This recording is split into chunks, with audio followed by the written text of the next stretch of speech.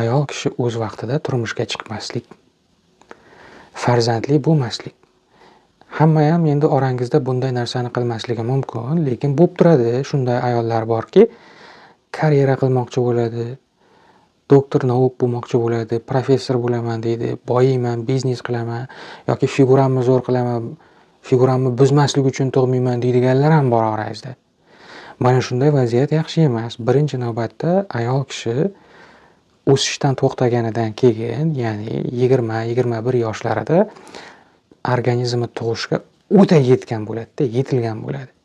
Undan oldin misol uchun 18-19 yoshlarida tug'sa ham bo'ladi, lekin baribir nisbatan biologik aytgan paytda ayol kishini organizmini suyaklari o'sishdan to'xtaydigan birinchi yoshlari bu 21 yoshida.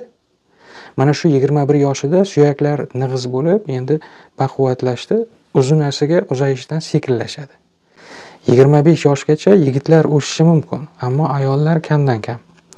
Demak, ayollarni, qizlarni 21 yoshga yetdimi, tug'adigan vaziyatlari ham mana shu 22, 23, 24, 25, uzog'i 30 yoshgacha bang'ilab tashlash kerak aslida.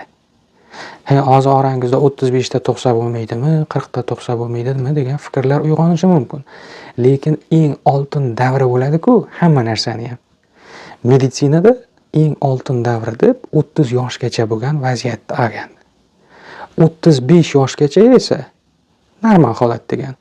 Endi 35 dan u yog'ida 40 yoshgacha bo'lgan vaziyatlarda qo'rqinchliroq tug'ish yondosh qandaydir muammolarni ayolga olib kelishi mumkin degan vaziyatda ham inobatga olgan holda aytadi. 40 dan keyin esa qiyin bo'ladi, sog'lom farzand ko'rish, ayolni o'zi sog'lom bo'lishi. Xullas, eplagan agar yeri jigarini sog'radigan bo'lsa, tug'aversin-ku. Ammo birinchi asosiy aytilayotgan ayolning reproduktiv tizimini so'ndirib qo'yadigan vaziyat bu o'sha men yuqorida aytgan yoshlarda tug'ishga harakat qilmaslik, 25 gacha, 30 gacha bitta ham bola tug'masdan boyvachcha bo'lib tiqqil tirnoqlarini bo'yab o'zicha yurishi xohlaydigan ayollarni bachadoniga mioma kelib qolishi mumkin. Ko'kraklariga mastopatiya kelib qolishi mumkin. Mana shunday muammolar bo'lmasligi uchun birinchi eslatgan sabab bu o'z vaqtida tug'ish kerakligi. Agar tug'masa, yomon kasalliklarni jinsiy taraflama olib kelishi mumkin. Juda ko'p bepul imkoniyatlar yaratilgan.